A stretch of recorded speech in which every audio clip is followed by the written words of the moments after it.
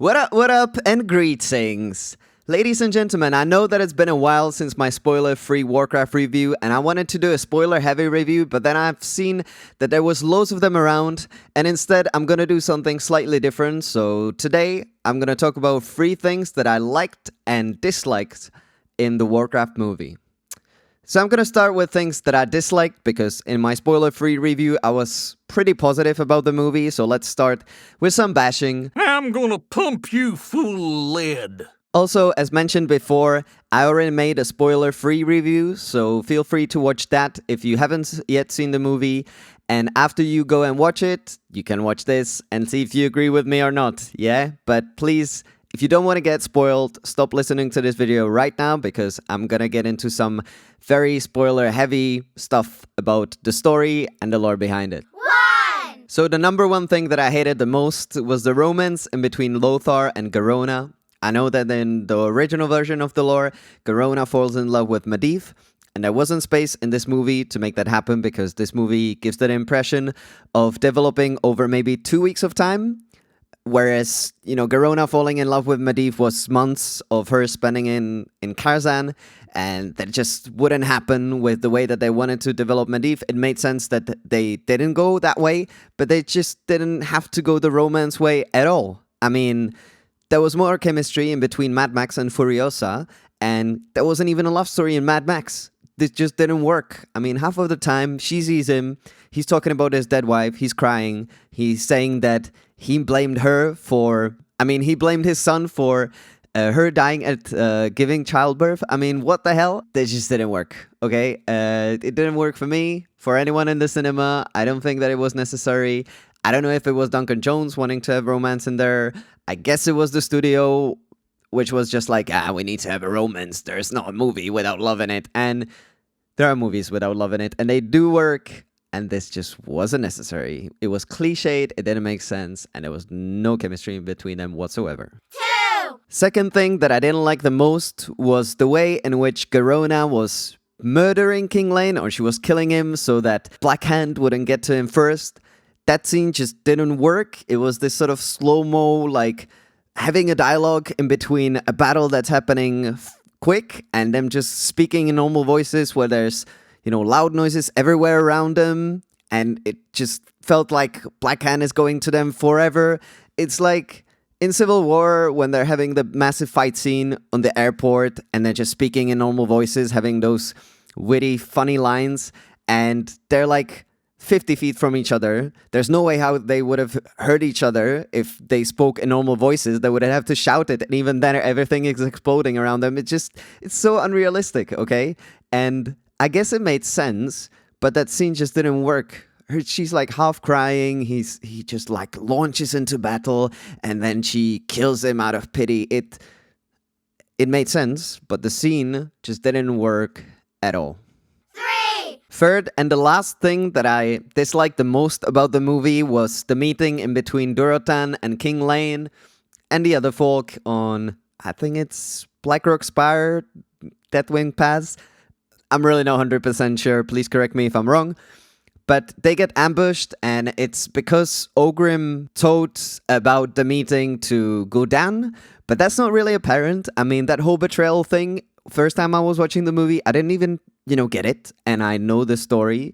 And the second time I was watching it, I was like, oh yeah, that's Ogrim on the top of the mountain. And then the whole unnecessary thing with, I think it's Cullen or Lothar's kid dying, and that just like stretched out nonsense. It just didn't work because I didn't have any feelings for this kid. There was no development of his character, no necessity of me, having any sort of emotional connection to this character. So then when they were just stretched out, him launching with the shield into the force field that was, made by Medivh, who fainted in between. It's just, that scene turned out to be one of the worst, okay? It started really well, and then it switched, and it was just the worst.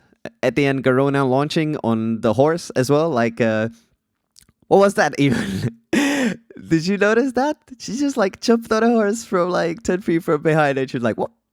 And then they rode away. Blimey. Okay, moving on to the 3 things I did like, or I liked the way that they expressed it in the movie, or what they changed from the lore, and I didn't mind it one bit. Cool. Number 1 is the Makorra in between Gul'Dan and Durotan. There's 2 Makorras actually. The second one is in between Lothar and Blackend. The first one is so good because in the original version of the story, Durotan is a good orc, and then he just gets ambushed and Thrall survives and then he gets rescued by humans. But the way that they die isn't exactly exciting, and this movie is shown pretty much through the eyes of Durotan, so it's good that he didn't have the same death as he had in the lore originally, because that would be kind of boring. And that whole fight is really exciting because, he's playing fair play, and Gul'Dan first wants to fight, and then when the incantation is meant to start, he's like, no, I need to start now spellcasting, and Blackhand is like, bah, you finish what you started. That's really cool. The way that, he sucks out the soul because he can't really win fair play is really cool. And I love it, even though the scene goes into nothingness because the orcs follow Gul'Dan after 5 seconds anyway, despite the fact that he just sucked the soul out of a fellow orc. But the overall scene and the tension in the scene is just splendid, and I'm so glad that they didn't just ambush Durotan somewhere in the snow and that's it.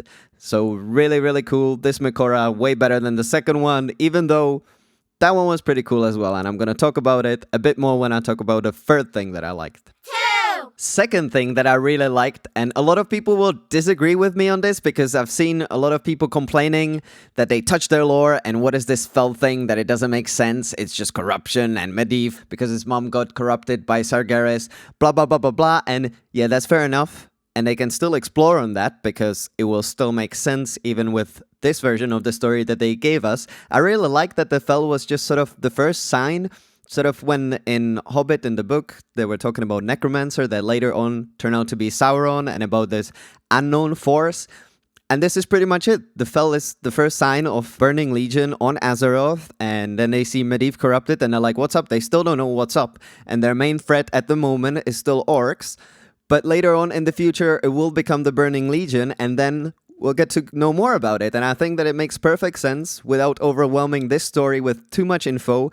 And if they did that, they might as well just start it with narration like Lord of the Rings, being like, at the beginning, the world was pure. Or, Titans versus old gods, and how Valen and his brothers got corrupted. It's just... it wouldn't make sense. I don't think that if they went that path and explained it in full detail, it would work for this movie, because for people that don't understand the lore, it was already confusing as it was with all the names and all the twists and stuff like that. Even for me, as I said, the second time when I saw it, I realized a lot more detail than the first time, and it was kind of confusing for me the first time around, and I know quite a bit about the story, so... this is what I really liked. I like the fact that they kept it shrouded in mystery, that they just said Fell, which was everything to do with dark and out of this world magic, something that they didn't yet understand, but they might in the future, so glad that they kept it this way. 3. And the last thing that I really, really liked about this movie is the way that they portrayed orcs. The way that they weren't just made to be the villains, the enemies. It was quite clear that Gul'Dan is the villain, the one that's to blame for the Orcs world dying, because he's the one that told them to grab all those Draenei's and move to another world.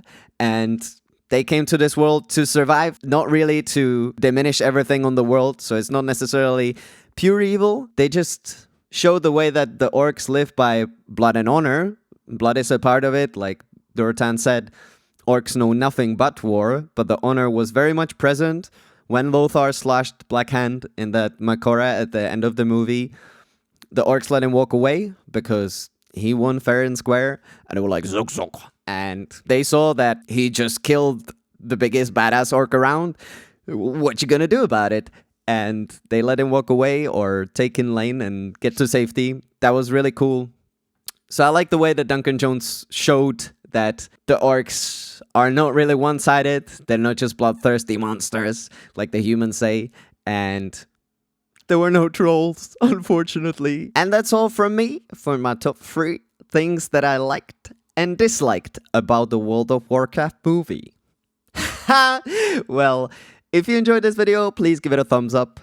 Comment if you disagree or agree with what I said here today. If you want to see more or want to hear me talk about more things in the future, subscribe to my channel. And until I see you guys at the next video, bye and take care.